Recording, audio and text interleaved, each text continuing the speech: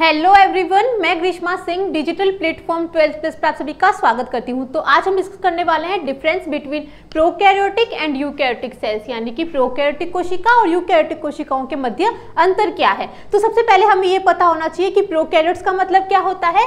तो इसमें प्रो का मतलब होता है प्रिमिटिव एंड कैरियन का मतलब होता है न्यूक्लियस।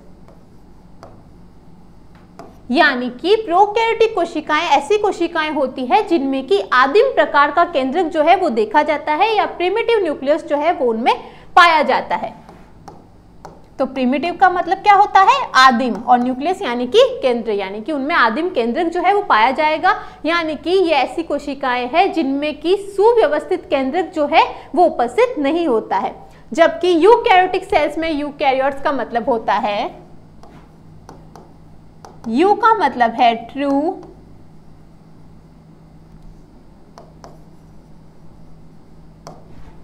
एंड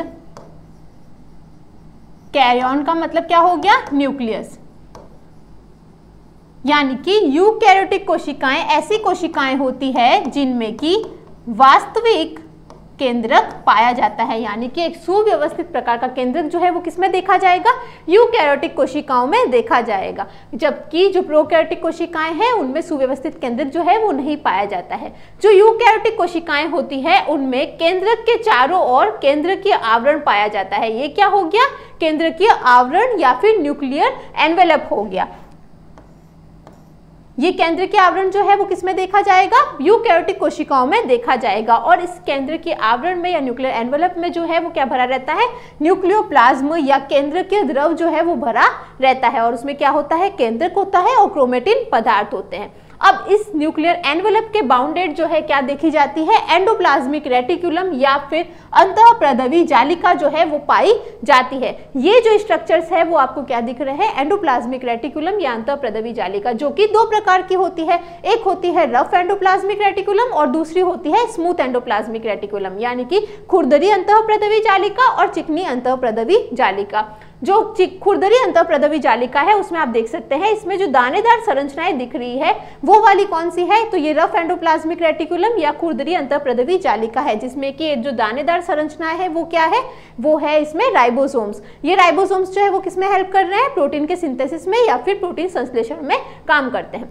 जो चिकनी अंतःप्रदवी जालिका है ये लिपिड का सिंथेसिस करती है या लिपिड संश्लेषण करती है और इसमें राइबोसोम्स जो है वो एब्सेंट रहते हैं। तो ये स्ट्रक्चर्स हो गए हमारी रफ एंडोप्लाज्मिक रेटिकुलम जिसमें कि क्या प्रेजेंट हो गए, राइबोसोम्स, और ये क्या हो गई, स्मूथ एंडोप्लाज्मिक रेटिकुलम या चिकनी अंतःप्रदवी जालिका। फिर यहाँ पर हमें सेल मेम्ब्रेन जो ऑर्गेनली है, सेल ऑर्गेनली, उसमें कौन सा, गोल्जी एपेरेटस भी देखा जाता है या जिसे हम गोल्जी काय भी कहते हैं। माइटोकॉन्ड्रिया पाया जाता है जो कि क्या है, एक power house of the cell या कोशिका का शक्ति गृह कहलाता है। इनमें वैक्यूल्स होती है। प्लांट सेल्स में वैक्यूल्स या रिक्तिकाएं जो है वो बड़ी होगी एनिमल सेल्स की या जंतु कोशिकाओं की तुलना में। लाइसोसोम्स प्रेजेंट होते हैं इनमें, और इनमें क्या होता है, जो पूरी सेल है उसमें क्या रहेगा भरा हुआ, कोशिका द्रव्य या साइटोप्लाज्म भरा रहता है। और ये क्या हो गए, राइबोसोम्स और प्लाज्मा मेम्ब्रेन या फिर हम उसे केंद्रकीय झिल्ली, कोशिका झिल्ली भी कह सकते हैं। ये प्रोकैरियोटिक सेल्स का स्ट्रक्चर हो गया जिसमें कि क्या रहेगी, सेल वॉल या कोशिका भित्ति रहेगी और उसके बाहर जो है प्रोकैरियोटिक सेल्स में कैप्सूल्स भी प्रेजेंट होते हैं जो कि क्या करते हैं, प्रोटेक्शन में काम करते हैं। और इनमें क्या होता है, प्लाज्मिड भरा रहता है और न्यूक्लियोइड जो है वो भी प्रेजेंट रहता है। इनमें फ्लैजिला जो है या कशाभिकाएं जो है उनमें उपस्थित रहती है और ये क्या हो गए, पिलाई हो गए। तो ये था हमारा general structure prokaryotic and eukaryotic cells का। फिर है प्रोकैरियोटिक सेल्स और यूकैरियोटिक सेल्स के बीच में डिफरेंस क्या है। तो मैंने आपको बताया है, इसमें प्रो का मतलब क्या हो गया, प्रिमिटिव या आदिम, और न्यूक्लियस मतलब हो गया केंद्रक। यानी कि प्रोकैरियोटिक कोशिकाएं ऐसी कोशिकाएं हैं जिनमें आदिम केंद्रक पाया जाता है, जबकि यूकैरियोटिक कोशिकाओं में कैसा केंद्रक होता है, वास्तविक प्रकार का केंद्रक जो है वो पाया जाता है, क्योंकि कैसा होता है, सुव्यवस्थित होता है, जबकि इसमें नहीं होता है। तो इसमें वास्तविक केंद्रक अनुपस्थित है, जबकि यूकैरियोटिक कोशिकाओं में वास्तविक केंद्रक या ट्यूब न्यूक्लियस जो है वो उपस्थित रहता है या फिर प्रेजेंट रहता है।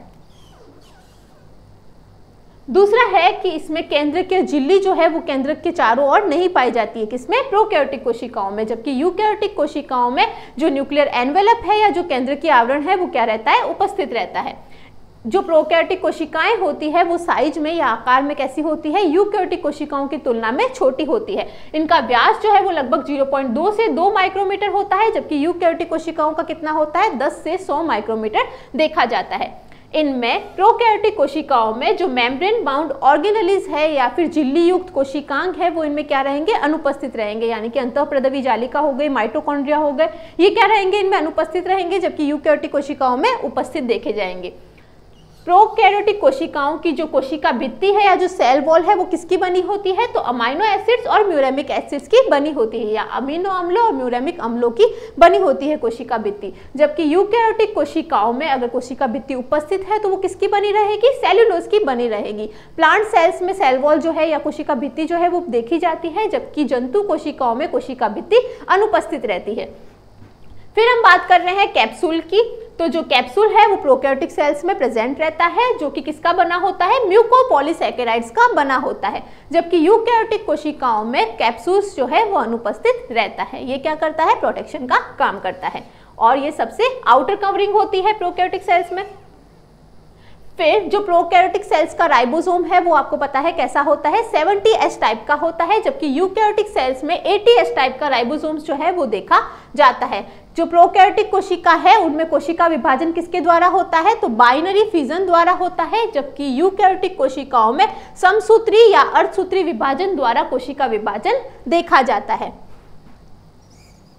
अगर हम इनके एग्जाम्पल्स की या उदाहरण की बात करें तो जो प्रोकैरियोटिक सेल्स है उनके एग्जाम्पल है बैक्टीरिया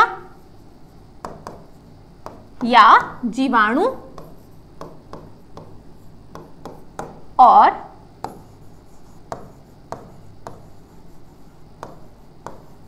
साइनोबैक्टीरिया या माइकोप्लाज्मा भी इसी का उदाहरण होता है। जबकि यूकैरियोटिक कोशिकाओं का उदाहरण क्या है, तो इसके एग्जाम्पल है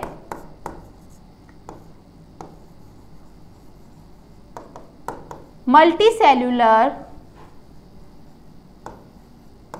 प्लांट्स एंड एनिमल्स या बहुकोशिकीय पादप